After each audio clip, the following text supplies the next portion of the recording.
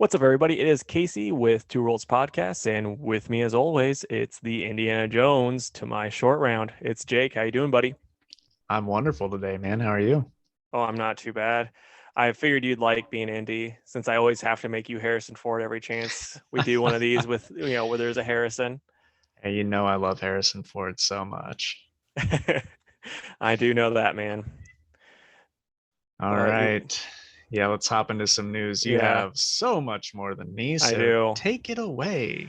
Okay, so first, this actually happened right after we got done recording last time, and I was like, I'm not gonna, be like, Jake, we gotta do this. I'm just like, I'll save this for next week. But Alan Moore got a six-figure deal to write a volume fantasy epic, and then also he's doing a thing of short stories. And he was quoted saying he's bursting with fiction. It's not gonna be comic books. It's just gonna be straight up, you know, normal people books. Um, the short stories are going to be out in 2022, and then the fantasy epic is going to be called Long London, and it's coming out in 2024. Don't know if anyone's an Alan Moore fan, and you're a big fantasy fan, so I don't know if you'd be interested in this at all, but that could be exciting. And since Yeah, I since actually am a fan willing to try this. I think if the short stories is coming out first, I'll read that. And if it's like, yeah, I'm into this, then I'll get the main series. yeah, like I saw this, I was like, Jake might be into this, and Alan Moore is still like, he's beloved, even though I'm not his biggest fan, and I kind of blame that on when I read it. I read too many stuff, like too much stuff was written by people that were inspired by him. So it's just like, oh yeah, I'm getting this stuff with where they took the stuff that I liked out of it and made their own thing. But I read a quote by Alan Moore today that just made me really laugh. So I wanted to include this. It was on Twitter. Um, this person 155 tweeted it out, and it's Alan Moore talking about Rorschach. He's like, I wanted to make Rorschach as like, this is what Batman would be in the real world. But I've forgotten that actually, to a lot of comic fans, smelling, not having a girlfriend, these are actually kind of heroic. So Rorschach became the most popular character in Watchmen. I made him to be a bad example, but I have people coming up to me in the streets and saying, I'm Rorschach. That is my story. And I'd be thinking, yeah, great. Could you just like keep away from me? Never come anywhere near me again as long as I live? That's awesome. It does sound like something you'd say. Yeah, I saw that. I'm like, that's too dang funny. I gotta include that in there. So just also the Venom trailer dropped today. It's Let There Be Carnage. It looks pretty great. Did you happen to watch it? I did, yeah. What'd you think of it? Since you're like a Carnage fan. I thought it looked fine. Like trailers usually look good though, right? Yeah, I mean, I this is still like, haven't seen the Venom, like the first Venom movie, so I'll need to see that first. But yeah, it's like, it's fun. It's not like a good movie, but it's one of those ones where I'm like, I had fun watching this. here's what like makes me say, yeah, I'm gonna check this out. Andy Serkis is directing it. Yeah, and he actually, I saw a thing on Twitter where he was quoted saying, people asked him about, oh, is it gonna be connected to the Spider-Man universe? He's like, nope, this is its own universe. So that's kind of exciting, kind of cool, kind of not at the same time. But since Multiverse of Madness is coming out, it doesn't really matter. Yeah. So No, I think I respect him and like him a lot. So if he did this movie and it's got Venom and Carnage in it, there's no reason not to check it out. for sure. And this is a little bit off subject, but I just have to include it in here. I don't know when else I'd put it in. But me and the girlfriend watched New Mutants this weekend. Have you seen that yet? I haven't, though I'd like to. It's pretty bad. But when me and her were watching it, she, as I've noted on here before, she knows nothing about comics. So we were watching it, and she goes, when do they put the turtle costumes on? And I'm She like, thought it this was is, Ninja Turtles. yeah, I'm like, honey, this is the New Mutants, not Teenage Mutant Ninja Turtles. When do they put the turtle costumes on is such a good quote. Yeah, so that needs to be on the DVD cover of it, I think. That's so funny. So I saw a rumor, and then I'll let you talk about one of your, some of your news. But I saw a rumor that Caleb McLaughlin, who's from Stranger Things, he's in talks to play Static. So that could be exciting. I'm not a big enough Static fan to be like yes or no. I like him, so that could be cool. I think it's a perfectly fine casting. Yeah, Um, you know, I'm glad that they're not using someone that's clearly in their like mid to late 30s and has no business playing Static. yeah. So at least he's young enough that it makes sense. And I liked him in Stranger Things, so why not? I will say I did see him being interviewed one time, like outside of Stranger Things, and like he's already growing better facial hair than me. So maybe not, It's like maybe you should just be an adult, sir. I met him once at a con. He was a really nice kid. Oh, nice. Yeah, just thought I I'd always, throw that in there. yeah, I always feel weird because like I wanted to meet Millie Bobby Brown when she was at C2E2, but I'm like, I'm a grown man meeting a like wanting to pay to meet a young child. I can't. I'm sorry. All right. Phantom X will star in a new Marvel prose novel called Triptych, Triptych, however you say that word. It'll be written by J. Lee Johnson. Um, I've never really read any of the Marvel novels, but this has me excited and not excited. At first, I was like, okay, I'll definitely like give this a shot. But then I read that it's dealing with it's like post Phantom X being split up into three people, and so he has to like outsmart Lady Phantom X over a heist, which could still be cool, but they shouldn't have split Phantom X into three people. That was a dumb idea. So it's hard to get excited when the novel focuses on that. Yeah. No, I mean, I will say though, like that could be cool going against each other, but I thought Lady Phantom X was the one of the good ones. I thought there was like the good dude, the good lady, and then the bad dude. Well, they're good, but the thing about Phantom X is he's still a thief. So yeah, he Yeah, helps out with the X-Men and the X-Force, but he still wants to steal stuff. I So gotcha. he's chaotic good. Oh, okay, okay. They are Uh, chaotic good. so I should have said this when I was talking about Static, but Michael B. Jordan said they have a writer, and it's Randy McKinnon. He's going to be doing the Static script. I actually tried to look him up, and it's like not much on his IMDb, so not much to go off of. But he's putting the draft together now. Doesn't have much about it, but Michael B. Jordan said, he seems excited about it, but maybe he just has to pretend to be since he is, you know, producing it. And then that kind Real of leads in. quick, real quick. I no matter what news comes out about the Static movie, I just get more hyped. Like you know Your how much I love Static, Yeah, and are you ecstatic about it? I am ecstatic about Static. I just want this to be good because this could be so big for DC. Like Yep. could bring in so many kids and all of us older people that watched the show when we were younger could love it too. Like this could be for everybody. Yeah, no, I agree, man. And then some more news on the next Superman movie. They want a black director. Ta-Nehisi Coates is crafting a new take on Kal-El in the vein of the original comics. We'll have the protagonist hail from Krypton and come to Earth, and it'll be a 20th century period piece, not connected to the main DCU. And this is why it's kind of connected to the other thing. It's not going to be played by Michael B. Jordan. He actually stated, he's like, I'm just gonna enjoy what Coates is doing. I'm gonna be, on the outside looking in.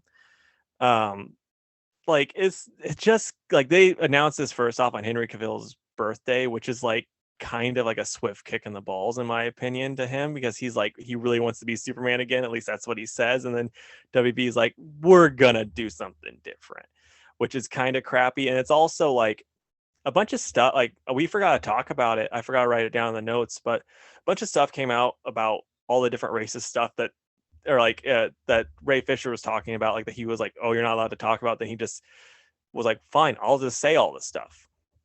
and a bunch of stuff came out, and like to the point where Jeff Johns had to have a PR person say, no, he has a lot of black friends. And so like now it just seems like WWE is trying way too hard to show that they aren't racist by being like, no, we're not racist, we got black Superman.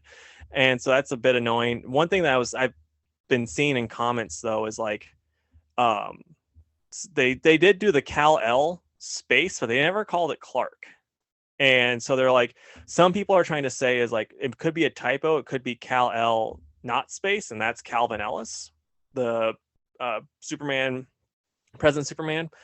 Which, if they're making a movie off of that based in the 20th century, like that could be interesting if they're going to do like a political thriller with Superman involved. Like if they do something like that where it's like a race profile on a person in politics who's also superhuman, that could be really interesting. But just trying to change Clark Kent to a black dude for the sake of making him black because you want to prove that you're not racist, it's a bit silly. What do you think about it, man? I mean, you said it pretty well. I think the thing is like, apart from Earth 2 and Earth 2 society, there's not much on Ellis, or I'm blanking on the Kryptonian name, Val-Zod. There's not much to go up, so they can kind of do whatever they want anyways. I just don't see why they don't do one of those and Cavill as Superman. Like, you guys could just make double the money. Yeah. And we would go see both. And then there's people like out there that are trying to go like, well, no, because like, no one knows who Calvin Ellis or Val-Zod are. So like, you can't do that.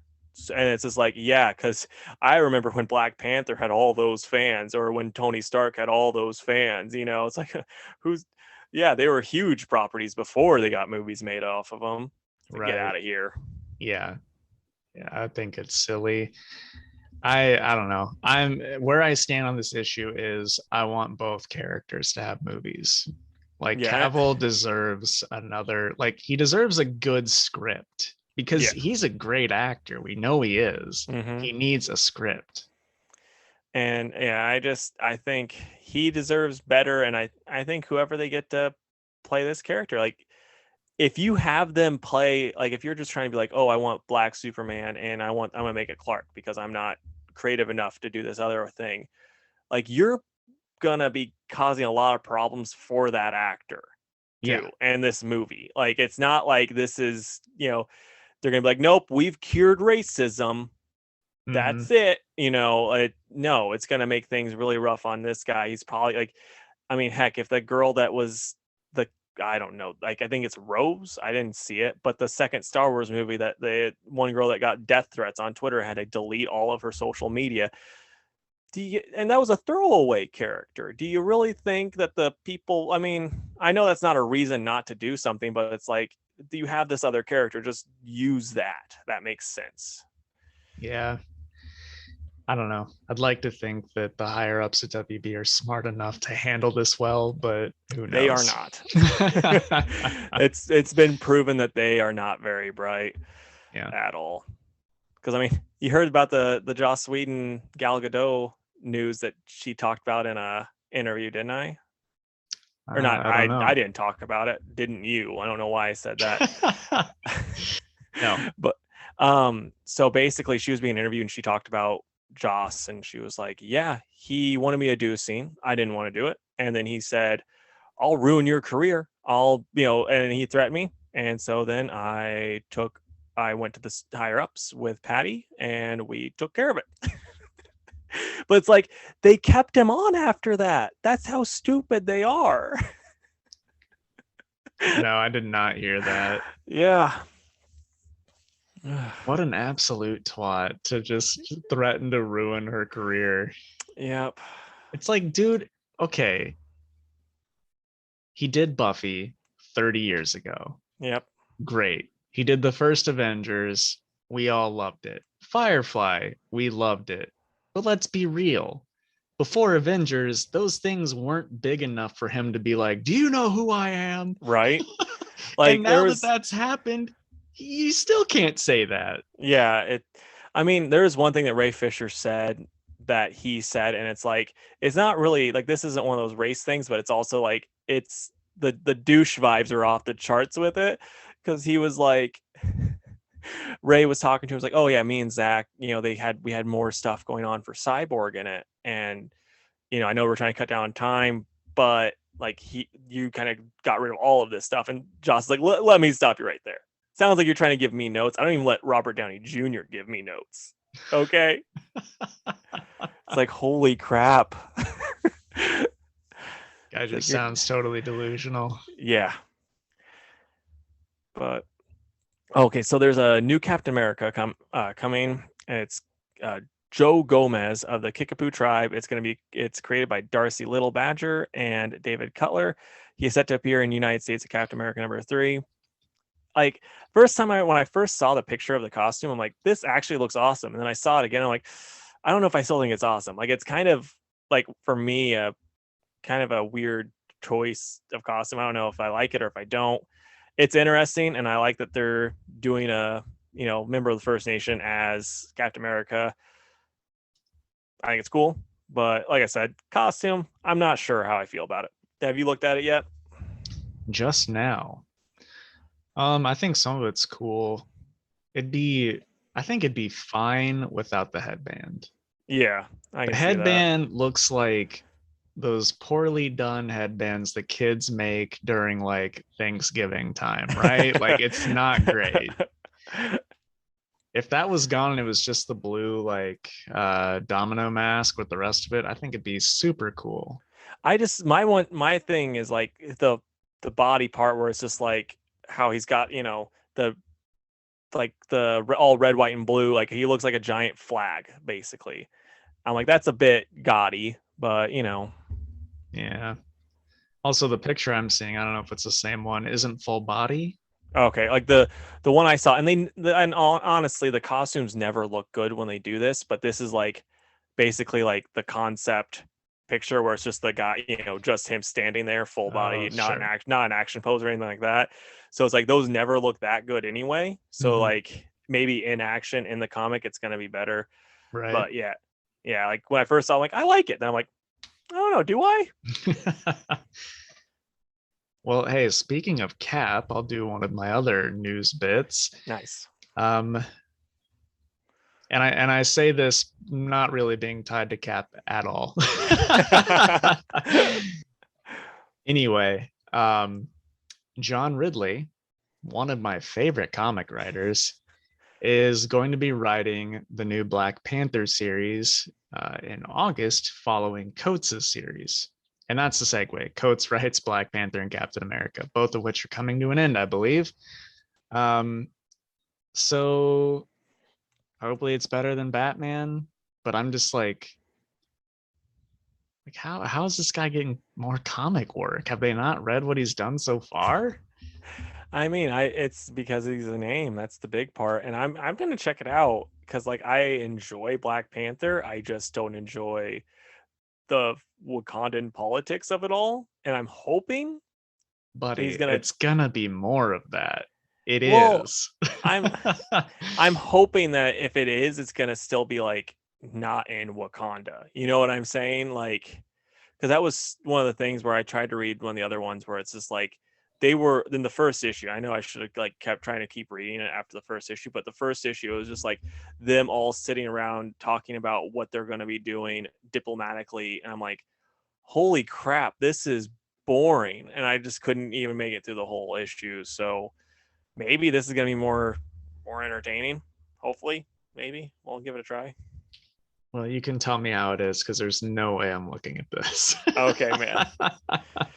So something that you are going to look at, there's going to be a new Dragon Ball Super movie. It got announced on Goku Day. It was kind of funny. They accidentally leaked it a couple days earlier because they already had an article made where it's like Toei announced new Dragon Ball Super movie on Goku Day, and it's like set to release on Goku Day, and it's just like that was on their website, and then like, oh shoot, We forgot we released this early. So That's all got funny. leaked out. Not a lot is known. Akira Toriyama is going to be writing it, and it's going to be an original script. Some people are thinking that Cooler might be the bad guy. That'd be awful cool if they did that. So, You you said know, Toriyama is writing it or is he not? Oh, is. okay, cool. So Yeah, I'm all in I'm on that. yeah, 100%. I love the old stuff with Cooler and Meta Cooler, so that could be pretty Yeah. cool. And so some Guardians of the Galaxy news. Volume 3 is going to be the last time we see Dave Bautista as Drax, and it might be the last time we ever see Drax in general. He stated in an interview his obligations are done after that, and then people were like, "No!" And he's like, "Guys, I'm 54. Stuff's gonna start sagging sooner or later. I can't keep doing this." And which I thought He's was not pretty, Stallone. yeah. So he's calling it quits, and like James Gunn's like, no one can do this. You're right up there with Robert Downey Jr. and Chris Evans. This is gonna be retired with you. It's like I personally don't ever get why people can be like, get so like, oh, we can't recast a superhero character. It's like, it's superheroes. Recast as many times as you want. I don't care. It's it's like it's a comic book. Like, what do you think's gonna happen? They're gonna just keep. Soon we're gonna get like what D-Man movies because we are running out of superheroes. No, they're gonna recast them. Yeah. Look at Spider-Man, guys. Look at Batman. I mean, Yeah, for real. so yeah, Yeah, I don't really care. I mean, yeah, he's funny and those movies are fun, but I'm not the one that's like, oh, no more Drax, no. It's like, yeah. okay, he's been the same in all of his appearances, so Actually, he's got progressively stupider in all of his appearances. yeah. Like he's Well, stupid is funny, Casey. Look yeah. at Thor. There you go. I mean, that one's at least better now. um, but no, like he's one of those things. It's like he was my least favorite part of the other Guardians just because it was like, we know what the comic does. We're doing our own thing because that's too complicated. And so I'm like, yeah, whatever. You're not really Drax, so it's all good. Yeah. And then some casting news. So I saw this on Twitter. Ali Wong, she's a very funny comedian, and she was also in Always Be My Maybe, which I don't know if you've seen that movie, but you should. It's got her and the guy from he's in Ant-Man and Ant-Man and the Wasp, and he was in WandaVision. Park, I think that's his last name. Daniel Park, maybe. He was I the don't FBI know. agent. Oh, okay, sure. Yeah, it's him and Ali Wong, and it's like, oh, this romantic comedy, but like there's Keanu Reeves is in it, and he's like the funniest dang part. He plays himself, and it like just Google his scenes; they're hilarious. But Ali Wong is going to be in Paper Girls. No idea who she's playing, and then so I was like, well, if they're already casting, let's see who else has been cast, and we have a whole bunch of people cast as the main girls, and I don't know who any of them are, but I'm going to still say their names. We also got Sophia Rosinski, Cameron Jones, Riley Leigh, Niet, and Finestraza as the leads. So that's something cool. My favorite actresses. Yeah. Oh, dude, I should have said this earlier when we were talking about Venom, but I forgot. You always complain about how, like, whenever someone's cast as like a red-haired person, they always get the red hair, not there. Did you think it's kind of funny that like Woody Harrelson's like, I'm gonna dye my hair red specifically for this, and the studio, Finally. yeah, the studio went along with it because they're like, well, this guy's a crazy ginger. We're okay with this one. I know, dude. And man, he looked insane, by the He way. does, which is like, it kind of helps because it's like Woody Harrelson already has the crazy eyes, and then like giving him that crazy red hair with it, it's like, yeah, that's perfect. Yeah. Okay, I think I only have one thing left because I go Okay. out of order. I'll do mine then. All right. My final thing So Dominic Monaghan and Billy Boyd are launching a Lord of the Rings slash pop culture podcast. I think it comes out on the 18th, but they said that they will test Lord of the Rings knowledge, talk about TV and film, and share all their stories from making the movies, as well as have a couple of famous guests, probably Lord of the Rings cast members on as well. Makes me very, very, very happy. Those two, I follow them both on Instagram. They're always hanging out. They're like actually best friends in real life, which makes me very happy. And they're super funny. And I definitely want like we get a lot of interviews from like Sean Astin or these other like sorry, but more famous people talk about their part in Lord of the Rings, but we don't hear like a ton of stories from their perspectives, especially together. So that's what I'm really looking forward to in this podcast, and I hope that it does well. It's called like the Onion of Friendship or the Friendship Onion, something like that. Nice. Um, but yeah, if you guys like Lord of the Rings, or like I know Monahan was in Lost, and Billy Yeah. Boyd's like in a band now. If you like anything that they do, they'll probably touch on it. So check it out.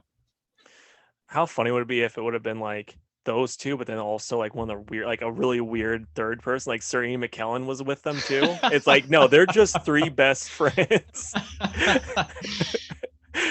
I would love it if it was Sir Ian McKellen or gosh, I sound like a poser, Gimli's actor who I'm blanking on, John Rhys Davis. Dude, I didn't know his actor, so don't worry about it. Dude, speaking of Ian McKellen, so he was on WTF one time with Marin. Did you listen to that one? No. All right. Well, he's like British funny, where it's like, oh yeah, he'll say something like, oh, that was funny, like that type of thing. And he was telling this story because he got like, he's above knighthood now, and like whatever that's called, I don't remember, but he was like, so basically only like 75 people at a time can be this. Like one has to die, then he gets that. And so he got knighted by the queen. And then when he got this next level, she's like, you've been doing this an awful long time. And he's like, and I looked at her and I go, not nearly as long as you. And because he was like talking about what the queen means to him, and he's like, that's the British people. And he's like, and she smiled, and I made all of Britain smile that day, and it was a wonderful moment for me. That is hilarious. Okay, and so yeah, my last bit of news, the more round robin. So it's gonna be Robins, surprising no one, and Green Lantern versus or going against each other, and then Suicide Squad and Blue Beetle going at it. So yeah, I mean, I have a feeling it's going to end up being Robins versus Suicide Squad. Not going to lie, but we'll see. Yeah. I mean, of those, I hope it's Robins and Blue Beetle and then both get made. And I could see all four of these will probably get made. Dude, I think all of them are going to get made. I mean, it's kind of goofy that they're like, "Oh, we're going to have these writers and artists on retainer to do a fan vote book." Yeah, I agree. So, I mean, I think in some way, shape, or form, they're going to get made sooner or later. So, yeah, I mean, Yep. like, I think the second round was the ones where they're like, look at this artwork that we had paid done. So hopefully, something happens with it. Yeah. All right. Well, we've rambled for about half an hour at this point, so we're going to take our ad break and then we'll come back and talk about comics. So we'll be right back. Welcome back. Thanks for listening to the ad. Casey, what comics did you read this week? So I read The Immortal Hulk, number 46, Crime Syndicate, 3 of 6, Green Lantern, 2, The Good Asian, number 1, Nocterra, number 3, Dead Dogs Bite, number 3, I think, and Iron Fist, Heart of the Dragon, number 5, and Batman 108. What about you, man? I read Star Wars War of the Bounty Hunters Alpha, Suicide Squad number 3. I kind of like had to skim read The Good Asian. I need to like give it a proper read. Iron Fist, Heart of the Dragon. Man-Bat, and Batman 108. Dude, as soon as you said Suicide Squad, I'm like, shoot, I should have read that because that's actually one where I was like, after the way the Teen Titans ended, and then also the fact that Connor's on there, I'm like, I should be reading that. And it ties in directly to that Teen Yeah, Titans so Academy issue. I might have to text you and be like, get me that one too. So we'll You see. should, because it's actually pretty good. Awesome. Okay, so we only read. I mean, since you half read Good Asian, I'll put that with the others too. But yeah, Good just Asian, Iron Fist, and Iron Batman. Fist and Batman. Yeah. Okay. Otherwise, I've All just got 3, so do right. your thing. So first up is the Immortal Hulk. Beautiful cover. Whatever Alex Ross is getting paid, double at Marvel. The interior, like, this is one of those things where this is just kind of annoying to me. Hulk is sitting at a bar when he drinks because Joe, like, first he beats up the UFOs, which it's like, it wouldn't be near as dumb had like Peter David not written one of them to, be able to kill Hercules pretty easily. And like now they're, having trouble with Joe Fixit Hulk, but he's more powerful now because reasons. And so Joe Fix is at the bar drinking, and Thor shows up because first off, the what's his name? Gyrick calls in the Avengers, and the Avengers are like, well, this guy, he's never lied to us, never manipulated us. We're going to follow what he says because he's always truthful. And so the Avengers show up and they pick a fight with Hulk instead of trying to talk to him, which is like, since it's Joe Fixit in there, there's a good chance, like, yeah, they still would have fought. But like, you could have had Captain America, Black Panther, Jen, Iron Man, any of them try to talk to Hulk, and maybe it could have been different. But so that's just stupid to me. But that's comics, and I do want to point out this Thor. Like, I'm not an artist, but holy crap, look at that face. Ooh, that's Liefeld bad. Yeah, that's rough. None of the other stuff is that bad, and I think this is just like very much like the way he shaded it. But holy crap, that's, yeah. And yeah, and then it ends with a cliffhanger. Man, yeah, it's just like this series just is not doing it for me. We get a little bit of puck action, which that's always a plus. But yeah, I'm gonna give it a 5 out of 10. I think that's kind of like its standard going rate at this point. But you're still reading it. I am. He's still getting my money because I'm like, it's got to be over soon. I've been saying that for a while now. For like so 20 issues. I know. Okay, so Crime Syndicate. Oh, by the way, this is by Al Ewing and Joe Bennett, of course. So the next one is Crime Syndicate, and this is by Andy Schmidt with Kieran McCown on the pencils, and they're fighting Starro. Kind of goes more in detail about Starro. Superwoman does some cool stuff, but yeah, they beat Starro in this issue. Spoiler alert! And then the background issue part where they talk about a different thing. It's, the different person's origin story.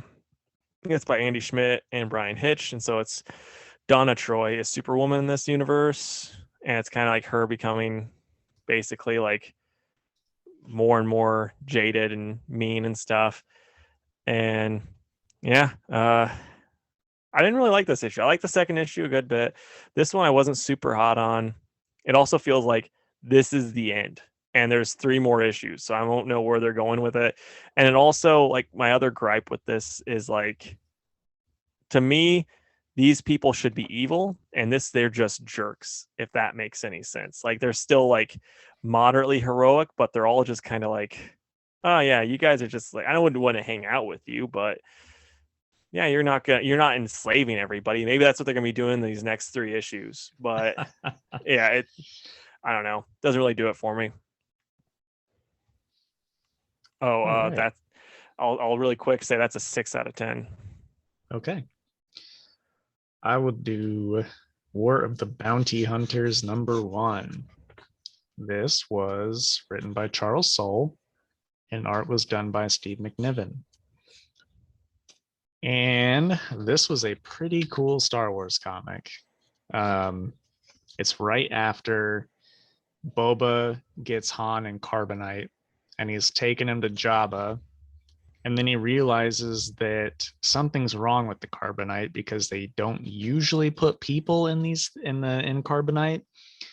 And uh, Boba takes him to like this shady doctor on Nar Shaddaa, and it's like, hey, I need you to make sure that Han doesn't die in here for me. The guy's like, I can do that, but I need the money up front. And Boba's like, well, I don't have it yet because I'm taking him to Jabba. I can pay you after. The guy's like, no can do. But if you go kill this person for me, then we'll call it even because they cost me a lot of money in a bet. Boba's like, fine, I guess I will. And this person is a champion in this like fighting arena. So Boba kind of spray paints himself with the all black. He's just like a jet black Mandalorian and enters this ring and makes his way up to fighting the champion, who's this crazy like arachnid alien lady. She's terrifying, truly terrifying. And of course, the battlefield is like this giant web. But yeah, spoiler alert, Boba wins and he goes to get the prize money.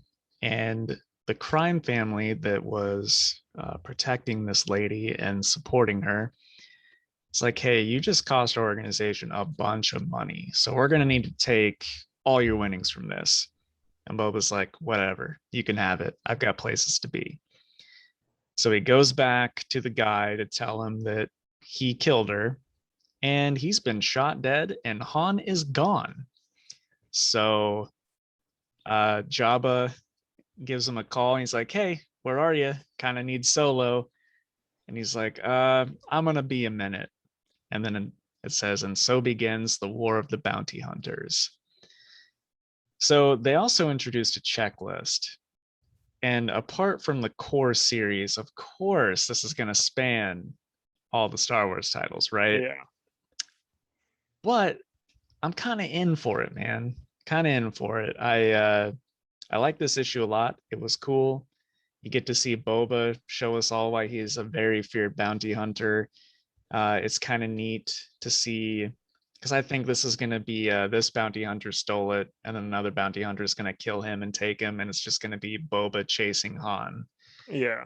We know he gets him back because we've seen the movies, but I'm still interested in this because I think it's going to be fun. And sometimes that's just as good as like a really compelling original story. So, For sure, man. um, so I'm in on this. I think it'll be pretty neat. And I'm just in a Star Wars mood because I also watched the debut of The Bad Batch over the weekend, and that was really cool too. So now I'm just like, give me more of this good Star Wars stuff. I got you, I'm man. gonna give it a 9 out of 10. It was good. Yeah, I mean, it's hard. I think it'd be hard not to get a 9 or 10 out of 10 with Charles Soule and Steve McNiven. Yeah, yeah, it That's was a awesome. pretty great team. Yeah. All right, so next I'm going to talk about Green Lantern number 2, and this is by Jeffrey Thorne with Dexter Soy and Marco Santucci on the art. And I liked it. It's like only downside is it's just like really like it's leading heavily into the stuff that happened in Future State, and the stuff that happened in Future State with the Green Lantern was kind of trash.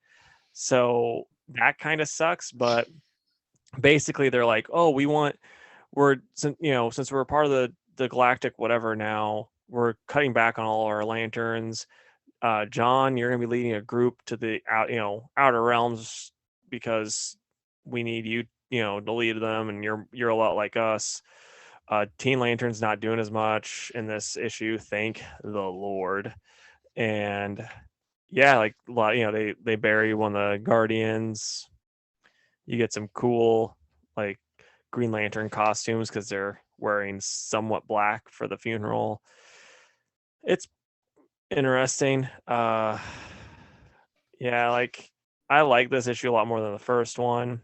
and you get to see Green Lantern at the end of this. That's pretty exciting because it's a Green Lantern that we haven't got to see a lot outside of her one series. So I mean, I'm kind of heavily hinting at who it is right now, Is but it the Far Sector Green Lantern? it is in fact.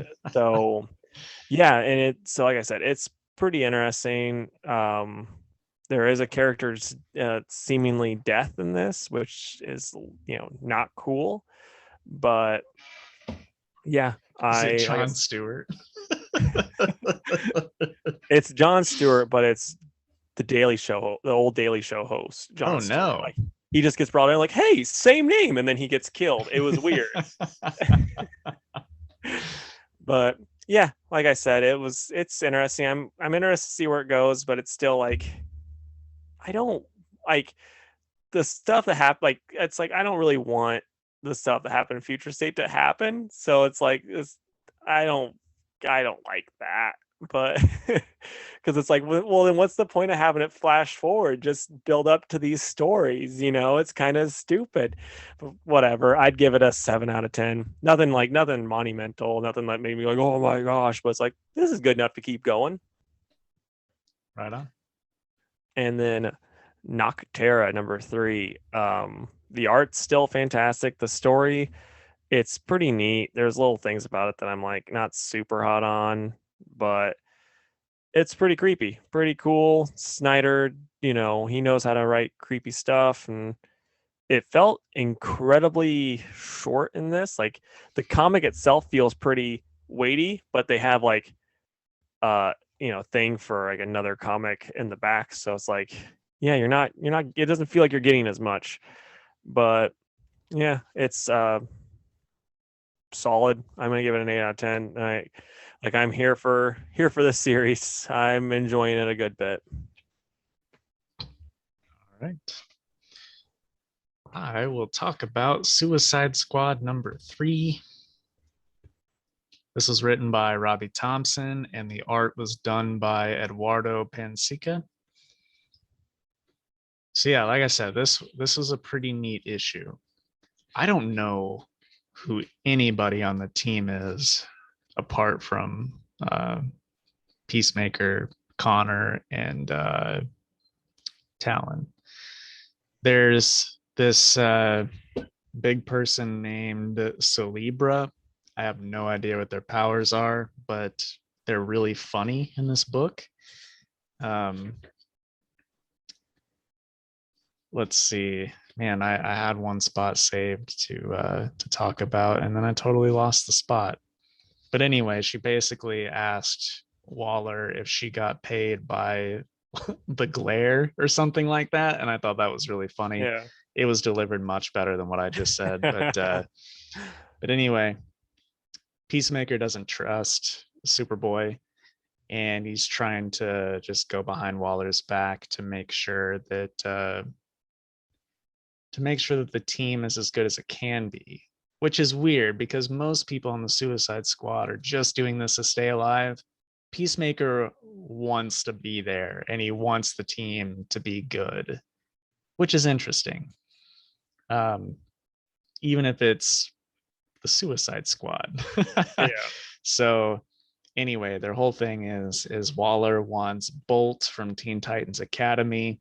So they set up this plan to go capture her. And spoiler alert, chaos ensues. It does not go like they think it will. And then I think this was kind of spoiled on the cover anyway. Certainly this variant cover, which is amazing, by the way. Come on, well, it's not going to show up there. See that? Yeah, it is really cool. The little bit I can see. There we go. That is awesome, man.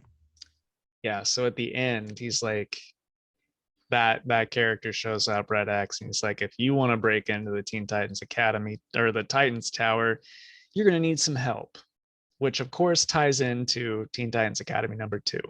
So I'm not upset about this little crossover between these 2 issues for like 4 max, right? So that's pretty neat. I liked it though. I haven't read Suicide Squad since like the New 52, the first arc or two. So it's pretty cool though. I like this a lot. I'm gonna give it like an 8 out of 10. Nice. Okay, so the third issue of Dead Dogs Bite, and this is by Tyler Boss.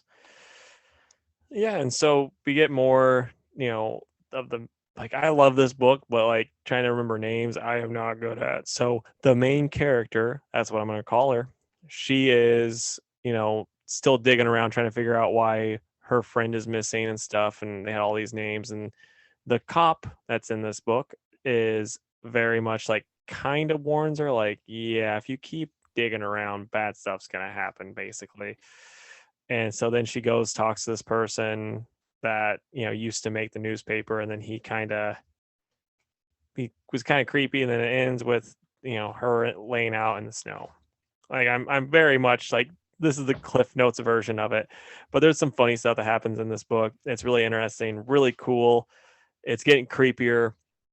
Like I really, really like this issue. Yeah, I think I gave the last issue a 10.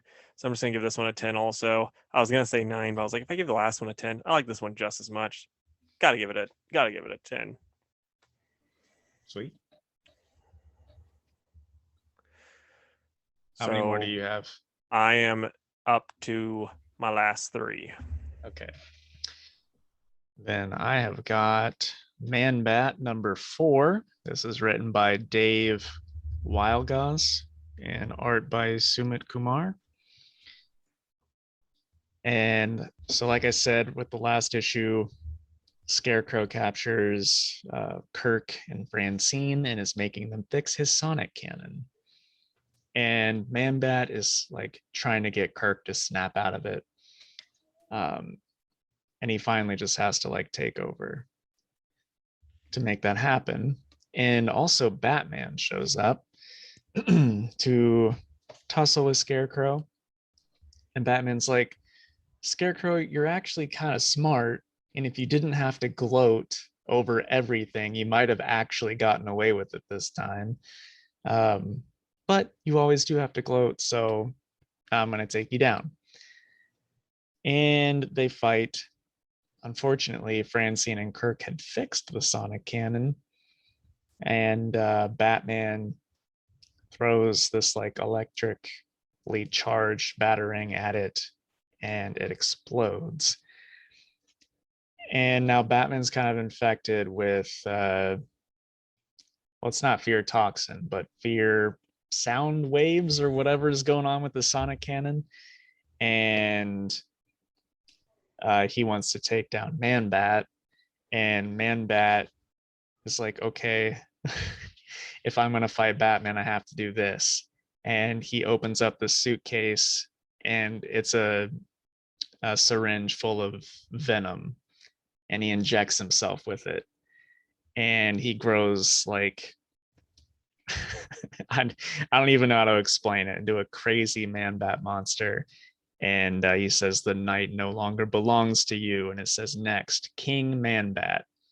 And so crazy, like roided up Man-Bat is going to fight a fear toxin induced Batman. And I'm here for that. That's going to be Yeah, pretty cool. that does sound pretty cool. And Kumar, his art doing that's gotta be awesome, because Yeah. the little bit I've seen of his art is incredible.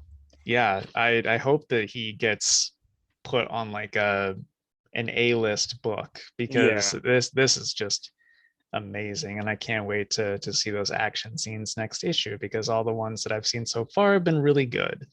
So it's a shame. I mean, it's probably a good thing there's only one more issue, but like this has been great, and I hope that maybe they get like a volume 2 or something.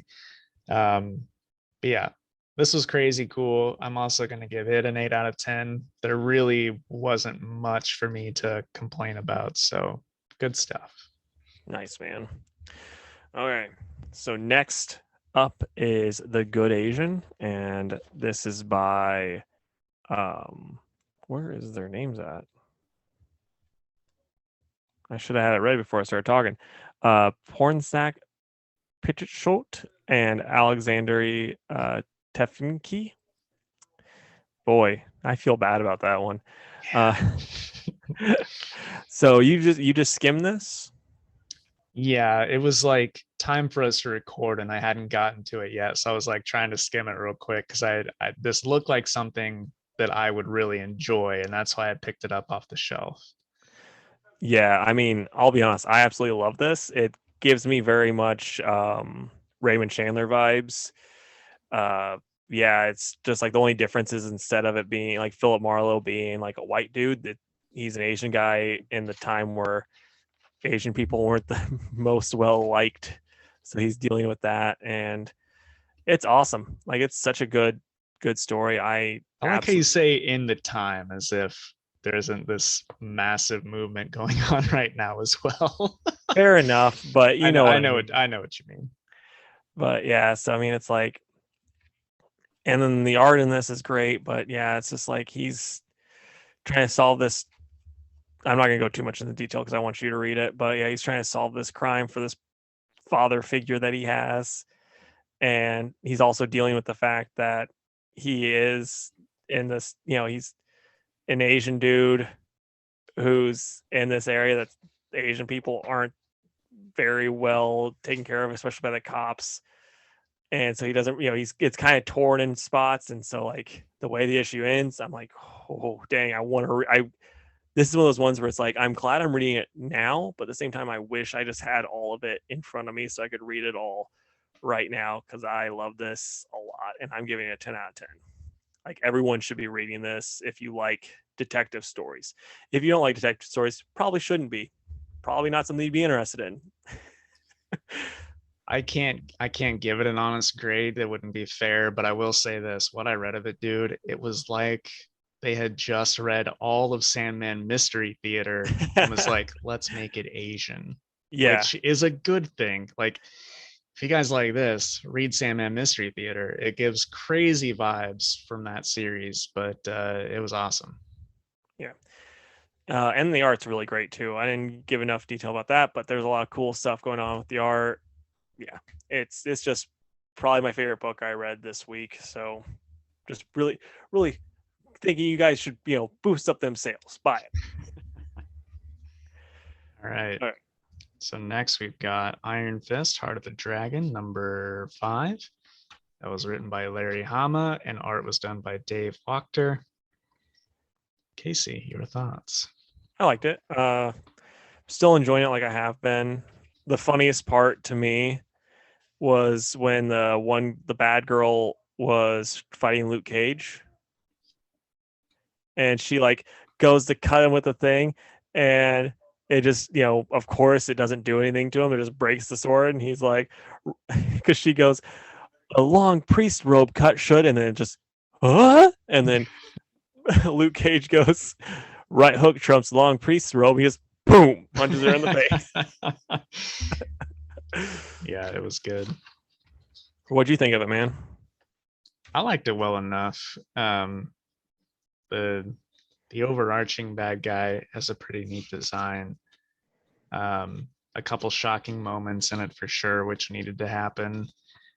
I I'm still curious of what all is going on with the Wakanda lady whose name I'm blanking on. Like Okoyo or something like that. Yeah. I just don't know. I don't know what's going to happen with that at the end I of this. Is she going to keep these crazy powers or is she going to lose them? And I just don't know. Yeah, one thing I will say that did annoy me, and it's the same thing like I was complaining about in Immortal Hulk, so I kind of have to complain about it here. You have you have her going like, okay, we need to talk, guys. Like she's actually trying to talk to them, and they're like, she's raving. Look at her, she killed it. She's going crazy. She's like, guys, no, I need to explain this to you like adults, and they're like, no, we gotta fight. And Yeah. then she's like, "No, let's just talk." And it says it's like it'd be different if like she was actually trying to fight him too, but no, he's just like really quick to jump at her and try to kill her. When it's like, come on, Fist, you know better. Yeah, I agree. I will say that the last page is pretty cool with the ghost dragon that we see. Yeah, I'm looking forward to that. But I'm curious, does the preview for the next issue cover, are you getting Iron Fist vibes from Okoye right there? Or do you think it's all the like Dragon Chi? I think it's all the Dragon Chi. Okay. Guess we'll find out in a month, huh? Yeah, it it'll be interesting. What would you give it out of 10? Like a 7. That's where I'm at with it. Like this was perfectly fine. It's not the strongest issue of the bunch. It kind of did feel like filler, Yeah. really, Yeah. like just prepping us for the next thing. But yeah, it was still like this Iron Fist filler is still a lot of fun. So that's the one plus Yeah, it's just nice to have decent Iron Fist back. for sure, man. All right, and to no one's surprise, the issue we saved for last is Batman 108. This was written by James Tynion, and art was done by uh, Jimenez. And I would also like to point out the colors by Mori, because my goodness, are the colors good in this? Yeah. So what do you think of it, man? I thought it was crazy cool, honestly. Like Batman, like he gets found out, right? But while trying to infiltrate this group. And sometimes Batman can just like the cover's blown, he just starts throwing punches, right? But he just hears out this group and like tries to figure out what they're about before doing anything or calling in backup. And I appreciate that because that doesn't happen near enough with Batman. Yeah. My my main like I'll be honest, for me personally, this is like the weakest issue in the Titans run, in Hmm, my opinion. I interesting. this character, the Miracle Molly, I holy crap, I could not care less about her when she's like because like I think it's just because I spend too much time on Twitter and like her personality is like the majority of people on Twitter where they're like billionaires shouldn't exist. I want their money. If I had it, I'd do it better. Give it to me. And so it's just like I'm reading this, I'm just like, oh my God, this is annoying. Yeah. Well, I mean, I can agree with that, but I don't think, at least to my knowledge, we've never seen Batman deal with a group like this. So having been a billionaire that just lost all of his money, I just think the concept is neat, and I want to see how it plays out. Yeah, it's neat. And then I and again, this is my same problem that I had with the Green Lantern book. They're still building up to the future state stuff, and I'm still kind of left going like, why not just do like instead of taking a month off of the regular continuity stuff, just do this stuff and then build up to this stuff happening. It just makes more sense that way. Yep. I thought that was annoying. But yeah, and then we had the Ghostmaker stuff, and that was pretty dang fun in the back, and that was Yeah. by Tynan with Ricardo Lopez Ortiz on the art, and that the art in this was a lot of fun, and the story itself was pretty crazy and fun. Yeah, we get like a sort of origin for Kid Kawaii. Um, but yeah, the art is awesome. I think this art is like, and I hate to be the guy that like criticizes art because I can't do anything close to this, but it's like Riley Rossmo, but way better in my opinion. And that, I know that that sounds terrible, but like it's kind of fun without being overly cartoony, which is how Rossmo is. And if you like that style, that's fine. And I like that style a lot of times too. But I don't know. This was just like a mix of that with, I don't know, somebody else, and I liked it a lot. I thought the art Yeah. was crazy awesome. Yeah, no, I like the art and I like the backup story probably more than I did the main one in this. But I'll be honest though, I don't know how Bruce could think that dressing like basically like when he's trying to be match mom, but basically looking like Commissioner Gordon's older brother, how he could get into some place and not be thought of as a cop right off the bat. Like, come on, dude. You Yeah, should know better. I Like, agree. It was just like maybe if I wear joggers and a Tron jacket, they'll think I'm one of them. He's yeah, he's the the Bushimi meme, right? Yeah, exactly, 100%. So I still liked it though. I mean, I'm gonna give it like an 8 for me. Yeah, this is like I said, I was pretty disappointed with this one. I think if it wouldn't have been if I didn't love all of the other Tynan Batman stuff, I wouldn't be as disappointed. Like if this had been in the Immortal Hulk, I would be like, "Oh yeah, this is pretty solid. I like it more than most." But since this is the Tynan Batman, I am going to give it a 6 out of 10 because it's like I expect better. But All right. So the stuff we're excited for next week, I'm gonna go with Wonder Woman for sure. I've been loving this Norse mythology run, so I'm pretty excited for that. Um, I'm also gonna say, oh gosh, I'll say Future State Gotham. I know that we just kind of complained a little bit, but the Red Hood stuff that happened in Future State was probably the best of the Gotham stuff, and this book is all about that. So yeah. probably that, and then nothing else is sticking out at the moment. So I'm gonna go with like a good old reliable, like Sonic or Superman, maybe something that's always good. Nice. I'm gonna say DC Festival of Heroes. I'm pretty excited about that, honestly. Like I wasn't when it was first announced, and I saw the creative teams that they have on there. I'm like, okay, you won me over. Yeah, You're gonna get my probably $10 for this book. I can confirm it is $10. Yeah. Then Joker, because I've been really loving that, and Silk, because again, Silk's been pretty incredible, surprisingly so. My eyes didn't even read Joker. That totally would have made my list. Oh, and also that book Time Before Time is supposed to be that one that's like Saga meets Looper. So we'll Yeah, see how that holds up. I hope it's like half as good as that. Because like when I was like, because I remember as soon as I read that, like when I was reading about it, I'm like, oh yeah, Jake talked about this one. Like let's see. Yeah. So do All you have right. any trivia? I don't because we've been going for a while now. Yeah, I got you, man. So I heard about this thing on another podcast. They heard about it on Twitter, but it's something called an apology party, basically, or apology dinner. Sorry.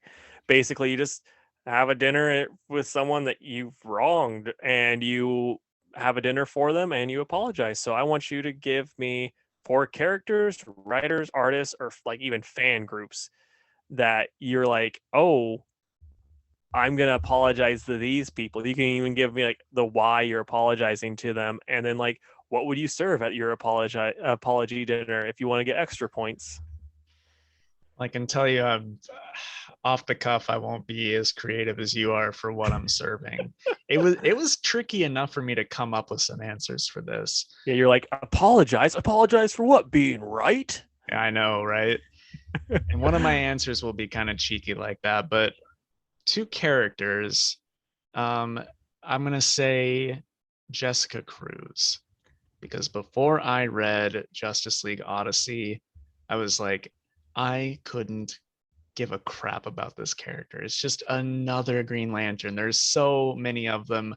I don't care. And then I read JLO. And if you've been listening to us for a while, you know that Casey and I have both adored that book and now adore Jessica Cruz. So that one, 100%. And then, kind of along the same lines, I'm going to say in general, Batgirl, because I would read Batman and Nightwing and Robin, and I'm like, damn, like, does there really need to be a Batgirl? Can it really be that good? And then I've read some runs where I'm like, oh yeah, this is like better than some of those others that I mentioned before. And now I get it. I get why there's been so many of them. So I'll say that. Writers, I'm going to say John Byrne, because really the first thing I read of John Burns, Casey, you know what he did with Superman, Barda, and Mr. Miracle, right? Yeah. It really turned me away from John Byrne for a very long time. But you cannot deny everything he's done for comics and the other some of the other stuff I've read, like Fantastic Four, and I'm blanking on some other things that make me sound like Alpha a total Flight. poser. Yeah, Alpha Flight. Of course, Alpha Flight. Um, it's like, all right, I get it. Sorry, John Byrne, but also don't ever do that again. Um, and then this one is like the joke answer, because I was thinking of fan groups, and I'm imagining, I'm channeling my Conor McGregor for this. Okay, I would invite the You're gonna punch an fandom. old guy? No. Before that, Oh, okay. I would invite the Doctor Who fandom to a dinner. And then I would say, I'd like to take this time to apologize for absolutely nothing because you're all pretty terrible. Because for like, I love Doctor Who thanks to Casey. Casey tried for a long time to get me into Doctor Who, and I just wasn't having it until we had a marathon one night and I fell in love with it. But man, nothing ruins Doctor Who like, well, Stephen Moffat, but also the fandom. I just think they're pretty terrible. They're just Yeah, so freaking annoying about everything. And those are my answers. I got you, man. That was good. The Doctor Who I agree with though. Stephen Moffat ruins it than Yeah. everything else. So What about bad. you, man? Let's hear yours. So James Robinson, who like I love now, but the first thing of his I ever read was Cry for Justice. And if you've ever read that, ugh. And like I would hear him talk on like Comic Vine's podcast. I'm like, oh, look at this idiot. He doesn't know comics. He wrote Cry for Justice. He's talking about this. I'm like, and then I read Starman. I'm like, okay, he's fantastic. He's a national treasure, and I was wrong. So for Dude, him, I would have British tea with crumpets because he's British. you have to tack on Hawkman and JSA. He's I so didn't good. He's so didn't in read those. golden age. I know, but I'm saying Oh, he's okay. so good. And then so I want to like I'm trying to think of like a character that I would apologize to just because I'll apologize. I would have Thor come over and I would apologize to him because I'm like, you're just not as good as Hercules. And I'm so sorry about that. But we can still hang out, man. And I get I him like hate you. I'd buy a rotisserie chicken from Walmart and uh, some box wine. Ugh, you're terrible. And then the fan group that I would apologize to would be the MCU fans. It's like I crap on those things all the time, and it's like I should just let people enjoy it. You know, just let them enjoy it. Oh man, I can't. I can't. Yeah, I give them You don't some deal with them like I do, Casey. fair enough, man. But yeah, I'm just like I'll just let them enjoy it. We'll sit around the table. I'll listen to them talk about how much they have loved these characters for years, and let them eat stale popcorn and flat soda. And then the last one I'm apologizing to would be Jeff Johns. And I would tell him, hey, sorry that, you tried to ruin the question and I called you out on it with not too nice of words. But your Flash was still great, even though your Green Lantern is, let's be honest, a little overrated. But your Flash was fantastic. And so for that, I would want to get someplace that like some really fast food, like the fastest fast food you can think of. So it'd be like in a flash. uh well, if that's the case, I would have to say the fastest fast food I've ever had is Chick-fil-A, right? I mean, There you go. you put your wallet back in your pocket and they're like, here's your food, then you can scarf it and get the heck out of there. Yeah. And so, yeah, we would get Chick-fil-A and then we would leave because then never talk again. He'd still have me blocked. And I'm so torn on that because all that early stuff is so good, his JSA and his Star Girl and his Flash. But then you And read Dark Side War and you're like, oh, okay, maybe I'm not sorry. yeah, I am not going to lie, though. I am going to break again because I already broke it once for the three Jokers, but I'm breaking my no Jeff Johns rule for the Stargirl because Todd Knock is so awesome I'm like, well, I'll give that a go too. Don't think of it as reading Jeff's work. Think of it as supporting Todd. There you go. That's the way to do it. Well, that was an interesting Fantastic Four, man. Nice Yeah, job man. on that. Hey, thanks, man. All right, guys. Well, I think we've rambled enough, so let's do the closing plugs. If you would, please like us on Facebook at facebook.com/twoworldspodcast. You can also find us on Twitter at 2_worlds_PC and on Instagram at 2worldspod. You can email us at 2worldspodcast@gmail.com. And, as we've been saying for a few weeks now, we're also on YouTube. Uh, Let us know if you guys are enjoying seeing our faces and being there with us. And like the And video, comment on the video, do something to help out our algorithm there. Turn on notifications. get in the comment section. Tell us who you want to apologize to in the Yeah, comic book world. Don't be like, I really want to apologize to my mom because I forgot to get her a Mother's Day gift. Like, we don't need to know that. But like, if yeah, it's something comic book related, we would love to hear it. yeah. Genuinely, we do have Yeah, want a conversation with you it guys. would be So, super cool. yeah, take it And away. we would love to stay in chat, but we got to go into this Temple of Doom. Hope it's fun. Bye, guys. Bye.